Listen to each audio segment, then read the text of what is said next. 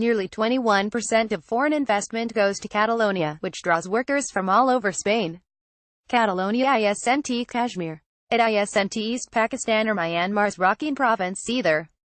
It cannot complain of political repression, economic exploitation or religious discrimination. Yet, Catalan's defiant provincial president, Carles Puigdemont, might announce independence any day now.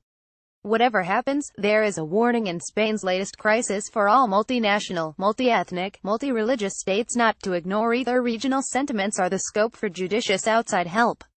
Catalonia's October 1 referendum, although constitutionally illegal according to Madrid, showed that many of the natives of this 32,108 square km region of northeastern Spain, bordering France and the Pyrenees and washed by the Mediterranean, were convinced they are not Spanish. They want independence. True, only 43% of 7.5 million Catalans voted. That could be, however, because of the Madrid government's measures to prevent the exercise. While a Spanish court declared the referendum illegal, attempts were made to seize ballot boxes and disperse voters, with the armed Central Police and paramilitary Guardia Civil injuring hundreds of people in an unprecedented burst of violence. Even so, 90% of the 2.3 million who voted backed independence. These separatists are not terrorists. They do not threaten Spain's security. Neighboring nations can't be accused of having a mischievous finger in the pie. Spain's national unity is pitted against a powerful subnationalism that recalls England's lost battle in what is now the Republic of Ireland, and the struggles that may lie ahead in Scotland and Wales that are still part of the United Kingdom. Spain isn't as much a state of many nations as India, but the Prime Minister, Mariano Rajoy, faces a daunting challenge in Catalonia. It's a question of identity backed by economic confidence. Catalonia has not fully recovered from the European financial crisis that sent unemployment soaring to 24% but is still Spain's richest and most economically dynamic region. It accounts for 16% of Spain's population, 19% of the national gross domestic product, and 25.6% of exports. Nearly 21% of foreign investment goes to Catalonia, which draws workers from all over Spain.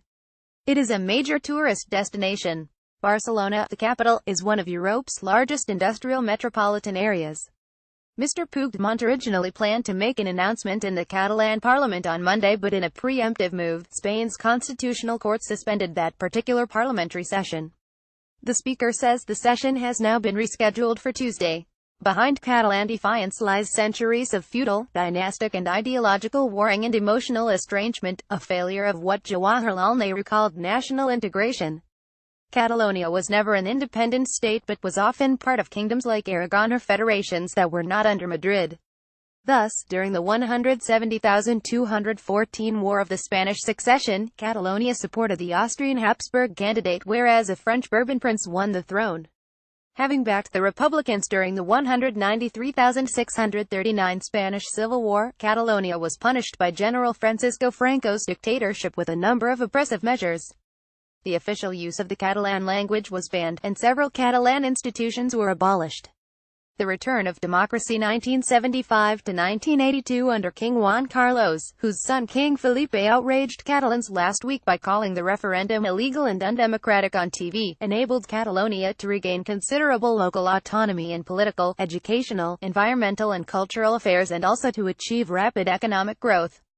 Signs of a backlash are emerging as the crisis deepens, with more than 50,000 demonstrators from across the country rallying in Madrid to express support for Spanish unity. Thousands gathered in the capital's Plaza de Colón, over which flies the world's largest Spanish flag, waving their own smaller red and yellow banners. They chanted slogans in favor of Spain and the Constitution and repeatedly shouted, "Long live the Guardia Civil," and "We're proud of our police." Both forces were strongly criticized for their brutal handling of the pro-independence referendum. Similar pro-unity demonstrations have now erupted in Barcelona too. The increasing danger is that the competing authorities in Barcelona and Madrid could take steps that might aggravate the confrontation. If Barcelona has the option of making a unilateral declaration of independence, Madrid has the power to dissolve self-rule in Catalonia. Either measure would provoke a constitutional crisis. Meanwhile, Mr. Rajoy's cabinet has issued a decree that in effect encourages business houses in Catalonia to relocate elsewhere. Several banks and public utility corporations are reported to have already done so.